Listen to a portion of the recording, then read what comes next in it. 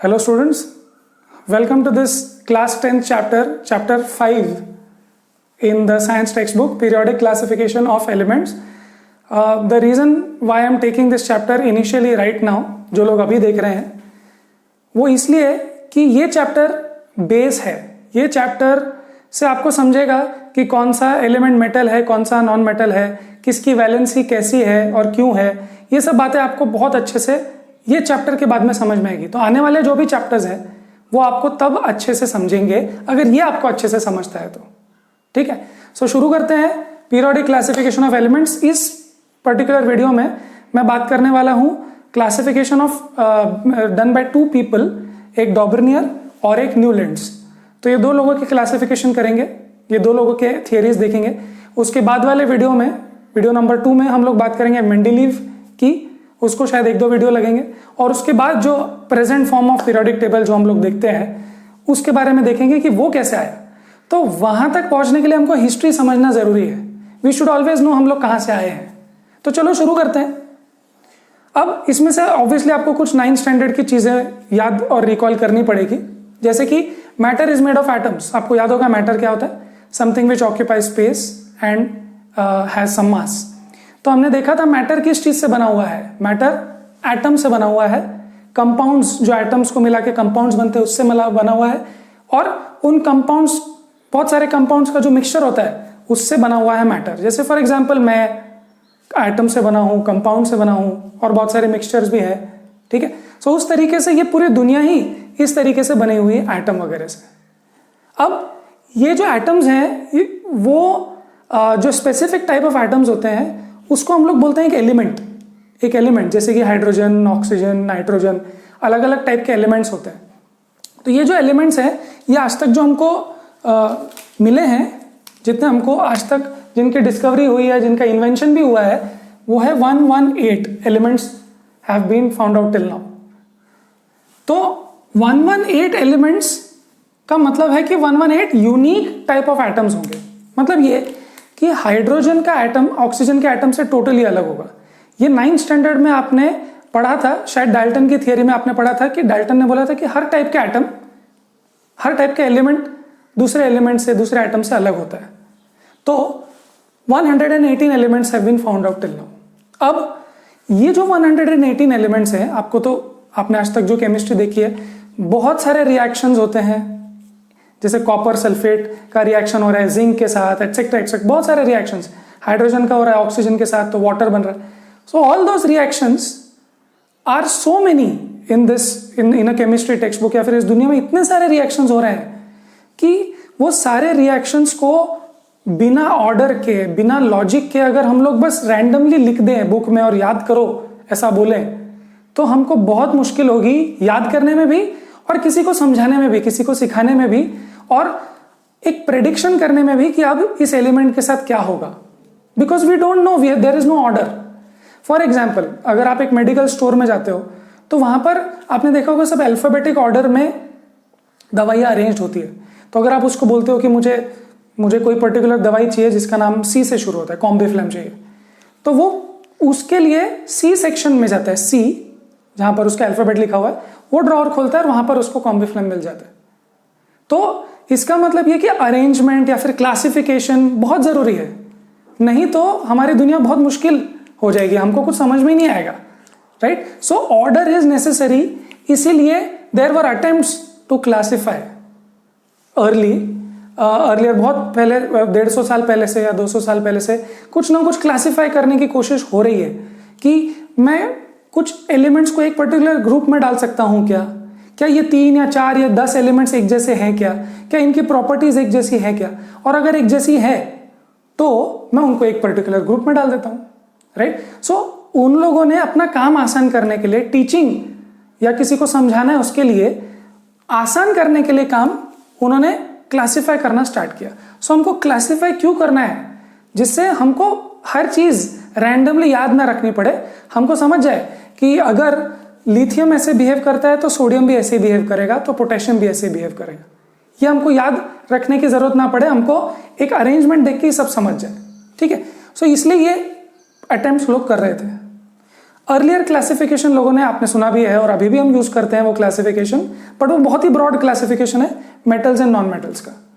तो अभी आपने अगर मॉडर्न पीरियोडिक टेबल देखा होगा अपने क्लासरूम में या फिर आपके पास बुक में होगा, तो वो जो पीरियोडिक टेबल होता है उसमें मेटल्स का एक अलग सेक्शन है, नॉन मेटल्स का एक अलग सेक्शन है। तो वो क्लासिफिकेशन तो पहले से होता है, बट उससे और गहराई में अगर हमको जाना है तो उसके लिए डॉबर्नियर नाम के साइंटिस्ट ने पहली बार करीब 200 साल पहले हमारे अपनी बात लोगों को बताने की कोशिश की। उन्होंने क्या किया देखते हैं। उन्होंने डॉबर्नियर ने ट्रायड्स बनाए। अब ट्रायड्स का मतलब अगर आप देखो, ट्राई मतलब 3, सो उन्होंने क्या किया, सेट्स ऑफ 3 एलिमेंट्स अरेंज किए। ठीक है, 3 एलिमेंट, जैसे यहां पर एग्जांपल दिख रहा है, ये 3 एलिमेंट्स है, ये 3 है, ये 3 है, तो ये 3 के उन्होंने सेट तैयार किए।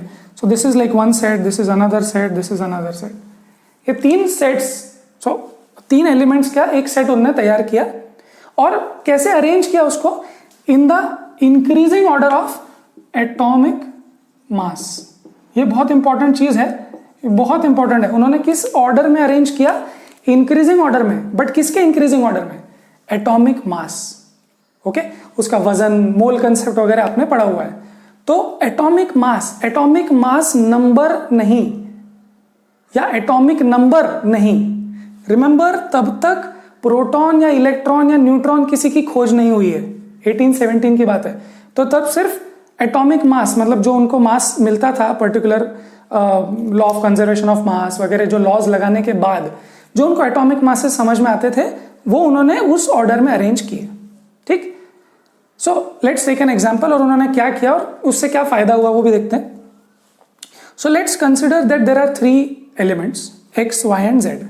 ओके, तो यहां पर अगर हम समझे कि ax, ay एंड az, याद करेंगे एटॉमिक मास के लिए हम लोग a यूज करते हैं, या एटॉमिक मास नंबर के लिए भी यूज करते हैं। सो अभी मान लेते हैं कि ax सबसे छोटा एटॉमिक मास है, ay उससे बड़ा और az सबसे बड़ा। तो हमने किस तरीके से अरेंज कर लिया, ax, ay, az, इस तरीके से इंक्रीजिंग ऑर्डर में अरेंज कर लिया। अब डॉबर्नियर ने क्या बताया, ध्यान से देखना, सेट ऑफ 3 एलिमेंट्स तो कर लिया, but what was he saying, he was saying that if you take the two extremes और उन दोनों का एटॉमिक मास अगर आप ऐड कर लो, ax और az को अगर आप ऐड कर लो और फिर उसका एवरेज निकालो, तो आपको बीच वाले का मिलेगा। मतलब इन एक्सट्रीम्स का एवरेज निकाल लो। एवरेज निकालना आपको आता है, देखो, अगर मुझे 2 चीज़ों का एवरेज निकालना है, मतलब फॉर एग्जाम्पल किसी विराट कोहली ने अगर एक मैच में 20 रन्स बनाए और दूसरे मैच में 70 रन्स बनाए, आउट हो गया, तो एवरेज कितना हुआ उसका, एवरेज कैसे निकालते हैं आप लोग, this upon 2, right. So very simple, उन्होंने भी क्या किया, उन्होंने इन दोनों का एवरेज निकालने के लिए इसको ऐड करके डिवाइड बाय 2 कर लिया और ये आ रहा है।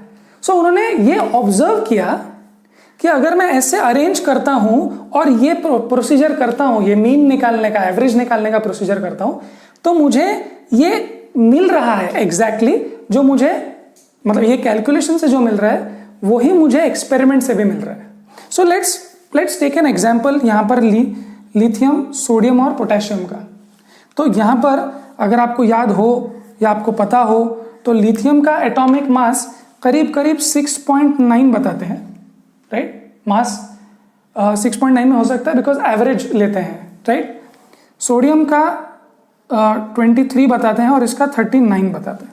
सो if we put numbers here, let's see if we are getting that triad मतलब वो एक जोड़ी, क्या बोलते हैं उसको, एक सेट मिल रहे हैं कि नहीं, क्या ये तीनों वो फॉलो कर रहे हैं कि। तो let's solve this, let's solve. तो क्या बोला उन्होंने, एक्सट्रीम्स को ऐड करो, 39 प्लस 6.9, क्या मैं 7 ले सकता हूँ, 6.9 को 7 ले लेते हैं अभी कैलकुलेशन इजी रखने के लिए, and then let's divide by 2, let's do this and देखते हैं क्या आंसर आता है। अगर आंसर ये 23 आ गया तो डॉबर्नियर ने बात जो की थी वो सही की थी। सो ये क्या आता है, ये होता है 46/2, that is 23। I know this is 6.9, तो थोड़ा सा यहाँ पर अप्रोक्सीमेशन है, बट द पॉइंट इज कि डॉबर्नियर ने ये ट्रायड बनाया और ये वर्क किया। नाउ ये ट्रायड बनाने के बाद उन्होंने क्या बताया, उन्होंने ये बताया कि जो लिथियम और सोडियम और पोटेशियम जो एक मैंने एक लाइन में रखे हैं, एक ट्रायड बनाया है, इन सब की प्रॉपर्टीज आर सिमिलर। तो उन्होंने बोला ये जो हो रहा है ये कोइंसिडेंस नहीं है, ये एक ऑब्जर्वेशन है, और मुझे ये भी पता चला कि इनकी प्रॉपर्टीज सिमिलर आ रही है, ये मुझे पता चला। एंड एक्चुअली इनकी प्रॉपर्टीज सिमिलर है। इनकी प्रॉपर्टीज सिमिलर इसलिए है, अगर आपको इलेक्ट्रॉनिक कॉन्फ़िगरेशन मालूम है तो एक बार मैं जल्दी से इलेक्ट्रॉनिक कॉन्फ़िगरेशन दिखाता हूं आपको। आई होप आपने नोट कर लिया होगा लिथियम का इलेक्ट्रॉनिक कॉन्फ़िगरेशन। तो लिथियम देखो क्या होता है, लिथियम होता है 3 प्रोटॉन्स या 3 इलेक्ट्रॉन्स। सो लिथियम का इलेक्ट्रॉनिक कॉन्फ़िगरेशन 2,1, सोडियम का होता है 11, सो होता है 2,8,1, और पोटेशियम का होता है 19 जो होता है 2,8,8,1। अगर आप चेक करो तो टोटल बराबर आ रहा है। ये इलेक्ट्रॉनिक कॉन्फ़िगरेशन कैसे बनाना है उसके लिए 9th स्टैंडर्ड में आपने पढ़ा है एक चैप्टर नंबर 4 आपने पढ़ा है। अगर आपने नहीं पढ़ा है या आपको याद नहीं है तो आप मेरे प्लेलिस्ट में, मेरे 9th स्टैंडर्ड की प्लेलिस्ट में जाके आप चेक कर सकते हो, electronic configuration and Bohr's theory, तो वो मैंने वीडियो बनाया है। तो ये जो इलेक्ट्रॉनिक कॉन्फ़िगरेशन है अगर आप ध्यान से देखो तो उनकी प्रॉपर्टीज सिमिलर क्यों है? बिकॉज देखो इनके लास्ट में, तीनों के लास्ट शेल में एक इलेक्ट्रॉन है। इसका मतलब ये तीनों एक जैसे हो सकते हैं, और डॉबर्नियर ने जो लॉजिक बनाया है वो लॉजिक के अनुसार भी हो रहे हैं।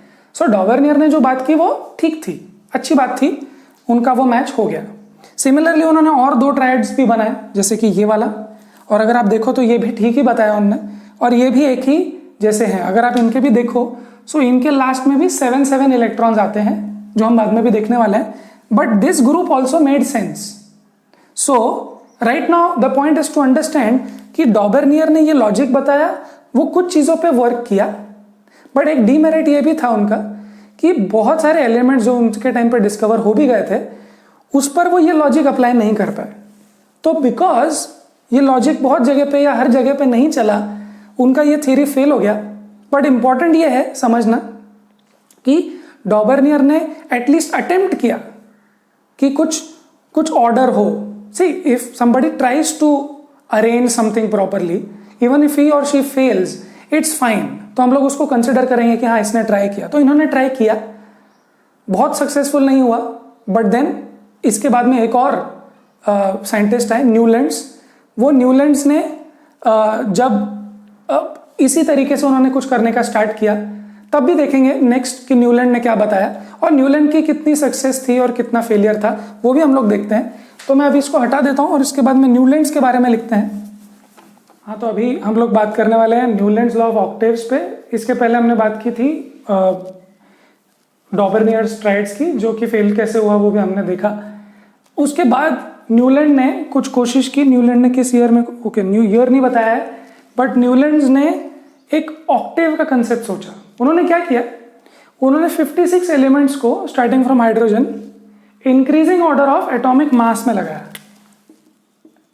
एटॉमिक मास, तो याद रखना डॉबर्नियर ने भी एटॉमिक मास सोचा था, न्यूलैंड ने भी एटॉमिक मास सोचा।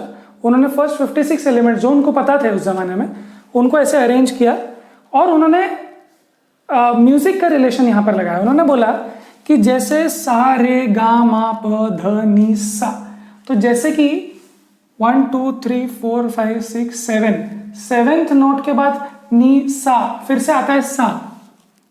उसी तरीके से उन्होंने बोला कि every first, so first and 8th element have similar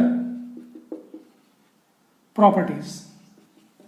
उन्होंने बोला कि जैसे सा रे गा मा प ध नी सा, 7th के बाद वो 8th आता है, सो 7 फर्स्ट और सा वापस से 8, ये कैसे सिमिलर है साउंडिंग। वैसे उन्होंने बोला कि आप कहीं से भी शुरू कर लो, कहीं से भी शुरू कर लो।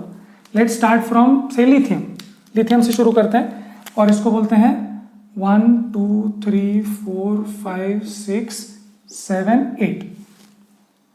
तो ये जो फर्स्ट एंड 8th है, उन्होंने उनके लॉजिक के हिसाब से फर्स्ट और 8th की सिमिलर प्रॉपर्टीज है। Now I am asking again, क्या इनकी सिमिलर प्रॉपर्टीज है? हाँ, हमने डॉवर्नियर के केस में देखा था कि लिथियम और सोडियम को उन्होंने सिमिलर प्रॉपर्टीज बताया था, जो कि सही भी है। और क्यों सही है? बिकॉज लास्ट के शेल में 1 इलेक्ट्रॉन है, so they behave in the same way, they are both metals. और अभी का जो मॉडर्न पीरियोडिक टेबल है उसमें भी ये दोनों एक ही परिवार में है। सो न्यूलैंड ने जो बात की वो भी ठीक थी। अच्छा, अगर मैं यहां से शुरू नहीं करूं, अगर मैं लेट्स कॉल इट यहां से शुरू करूं फॉर एग्जांपल, चलो, so if I start from here, okay, so मैं यहां पे क्लोज करता हूं, 1 2 3 4 5 6 7 8। नाउ फर्स्ट एंड एट्थ, क्या मैग्नीशियम और कैल्शियम की सिमिलर प्रॉपर्टीज है? तो आंसर है यस, बिल्कुल मैग्नीशियम और कैल्शियम की सिमिलर प्रॉपर्टीज हैं। तो जो न्यूलैंड ने सोचा था, न्यूलैंड ने जो सोचा कि जैसे फॉर एग्जांपल आप किसी भी ऊपर और नीचे को देख लो, 1 और 8 आएगा, suppose this and this, so if you start from 1 2 3 4 you will get 8 here. So ऐसे देखा जाए तो हाँ, इनकी भी प्रॉपर्टी सिमिलर है और इनकी प्रॉपर्टीज भी सिमिलर है। तो न्यूलैंड ने जो बात की वो ठीक लग रही है अभी तक, बट इसके भी कुछ डीमेरिट्स हैं इन थियरी के। वो ये थी थियरी, तो डीमेरिट्स उसमें ये भी थे।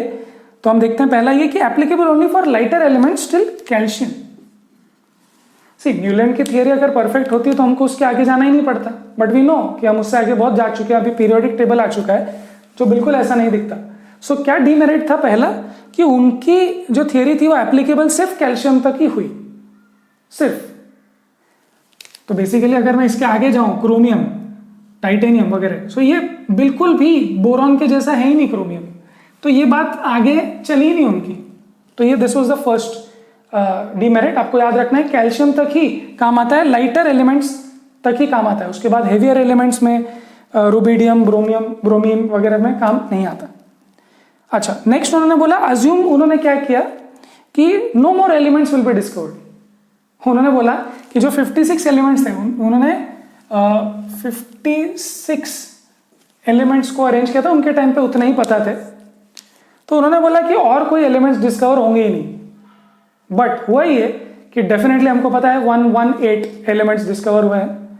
तो अगर इतने सारे एलिमेंट्स नए डिस्कवर हो गए तो उनकी बोलना तो गलत हो गया, बट जो एलिमेंट्स डिस्कवर हुए वो इनके लॉजिक में बिल्कुल नहीं बैठ पाए। हमको पता है इसके आगे जो हेवियर एलिमेंट्स जो और आगे आएंगे वो इसमें बैठ ही नहीं रहे, इनके लॉजिक में बैठ ही नहीं रहे। और इसका बहुत प्राइम एग्जांपल है नोबल गैसेस। नोबल गैसेस, अगर आप ये ध्यान से देखो तो यहां पर आपको हीलियम, नियॉन, आर्गॉन, क्रिप्टॉन वगैरह कुछ भी नहीं मिलेगा। क्यों? बिकॉज उस टाइम पे ये सब डिस्कवर्ड थे ही नहीं।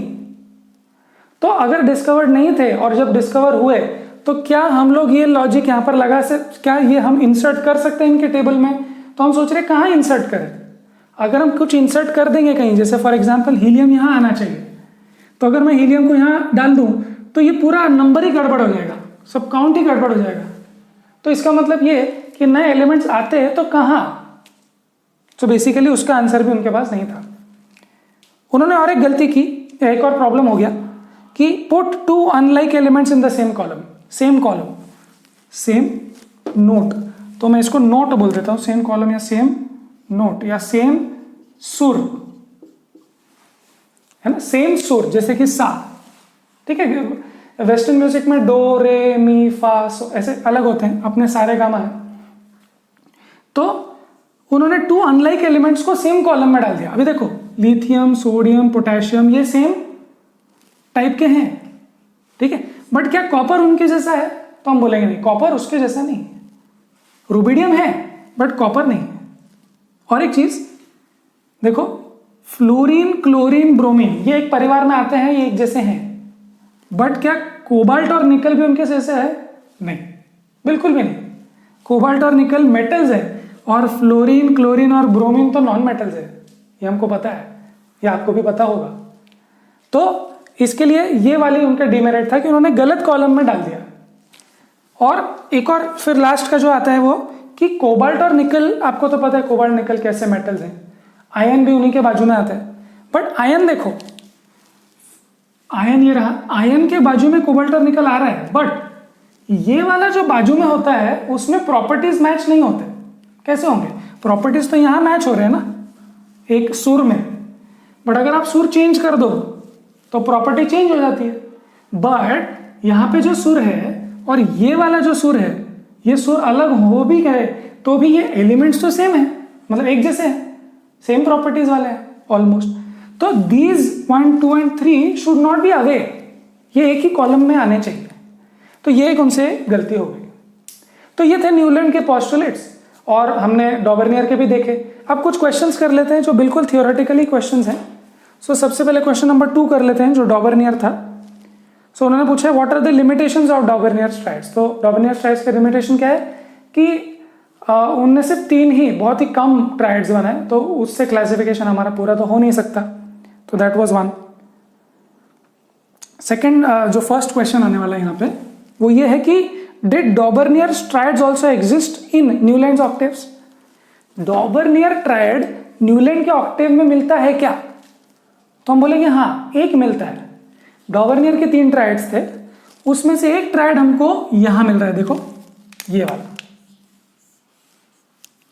लिथियम सोडियम पोटेशियम, ये वाला एक डॉबर्नियर का ट्राइड हमको मिल रहा है। उसके अलावा कोई ट्राइड हमको नहीं मिलता।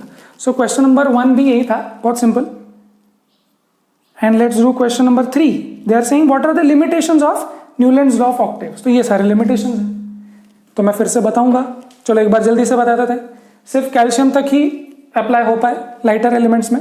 उन्होंने बोला कि नए एलिमेंट्स हैं ही नहीं, तो नए एलिमेंट्स आए भी और उनको हम प्लेस नहीं कर पाए, तो उनका ये डायग्राम, ये सेटअप फेल हो गया। उन्होंने 2 एलिमेंट्स को एक के नीचे एक सुर में रख दिया जो बिल्कुल भी अनलाइक है, और जो लाइक वाले हैं उनको दूर दूर रख दिया। सो इस तरीके से उनके 4 डिमेरिट्स थे। अब नेक्स्ट लेक्चर में हम लोग बात करने वाले हैं मेंडेलीव्स पीरियोडिक टेबल की। मेंडेलीव एक बहुत ही इंपॉर्टेंट फिगर है केमिस्ट्री में, जिन्होंने एक बहुत ही कमाल का पीरियोडिक टेबल बनाया, बट वो पीरियोडिक टेबल में भी थोड़े से प्रॉब्लम्स थे। उनका एक बेसिक अजम्पशन ही गलत निकला जो बाद में हमको पता चलता है। बट मेंडेलीव का पीरियोडिक टेबल बहुत इंपॉर्टेंट और बहुत सक्सेसफुल था एक लेवल तक, जो हम लोग देखेंगे नेक्स्ट वीडियो में। तो तब तक पढ़ाई करते रहें and we will see you in the next video.